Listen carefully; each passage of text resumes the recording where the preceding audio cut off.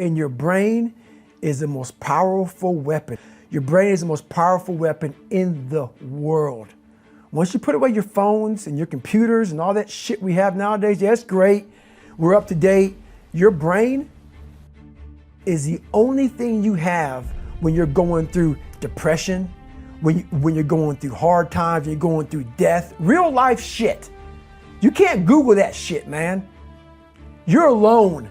You're alone. You may have a shrink you're going to, you may have a best friend you're going to, but there's 24 hours in the day where you're alone in this brain, and your brain is talking to you in all kinds of ways, and it wants to control you and pull you in these different pockets. If you can't control your own brain and your brain controls you, you got to tell your brain where you want to go and how you want to go and how you want to get there. You got to control it. If not, it's over.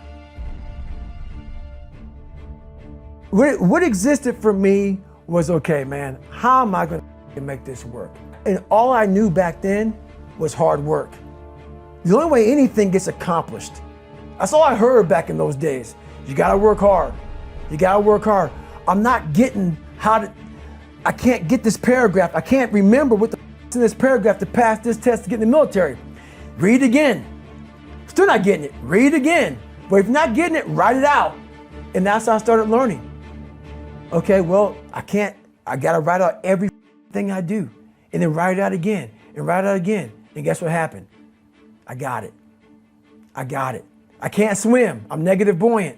Go back again. I can't swim. Go back again. Go back again. Go back again. I got it. My biggest advice to give everybody in the world is, like I say, we live in an external world. Everything is you got to see it, touch it, it's external. If you can, for the rest of your life, live inside of yourself. Stop listening to people who are calling you fat, gay, transsexual, nigger. Everything that is makes no sense. All these insecure people putting their insecurities on you, you got to flush it out. You got to just be whoever the hell God or whatever the hell you believe in. If you believe in nothing but yourself, I don't care what it is. You got to take everything and throw it away.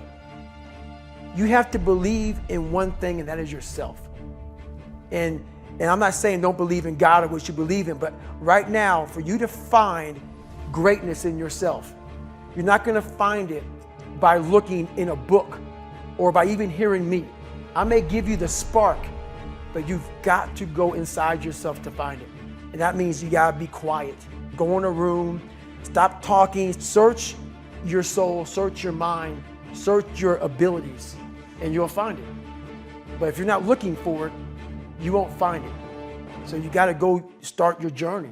And the journey starts with you finding, why the hell am I here on this planet Earth? Why am I here? And if you don't know that, you will live the rest of your life searching, always asking the question, why? It's all back down to a very primitive mindset of we just have to do. It's like breathing. Breathing becomes normal. We don't even know that we're doing it. That's how you have to live your life. When that alarm clock goes off at 4 or 5 in the morning, your mind says no. You just say, it's just what we do. It's what we do now.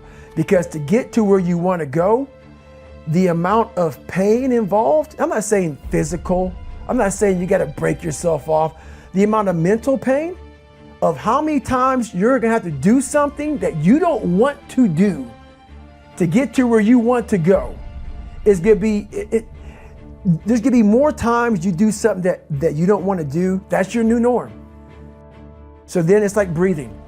And then once you do this over and over and over again, it becomes like breathing. I don't want to live this lifestyle, but to get to the other side of this, I have to. I'm not saying to put yourself down. I'm saying listen to the truth. And the truth isn't in the 20%. The truth is in this other part of your brain saying, look, man, you're wasting a bunch of percentage here. We have 80 more percent that we're not tapping into, because in this other 80% is suffering, pain, failure, self-doubt, darkness, and then a whole bunch of light. But to get to this light, you gotta go through all of this shit. So a lot of us know that. I can get over here, but over here, man, this is much better because I gotta go through this journey that is not fun. This from 20 to 100%, this shit in between is not fun. So we decide to live over here. So everybody goes, how do you do that? You know exactly how to do that. You know exactly, it's not a magic trick.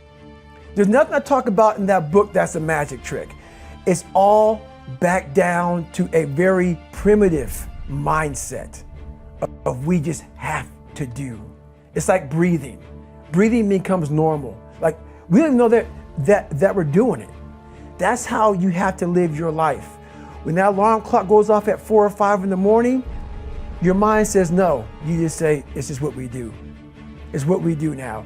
Because to get to where you want to go, the amount of pain involved, I'm not saying physical, I'm not saying you got to break yourself off.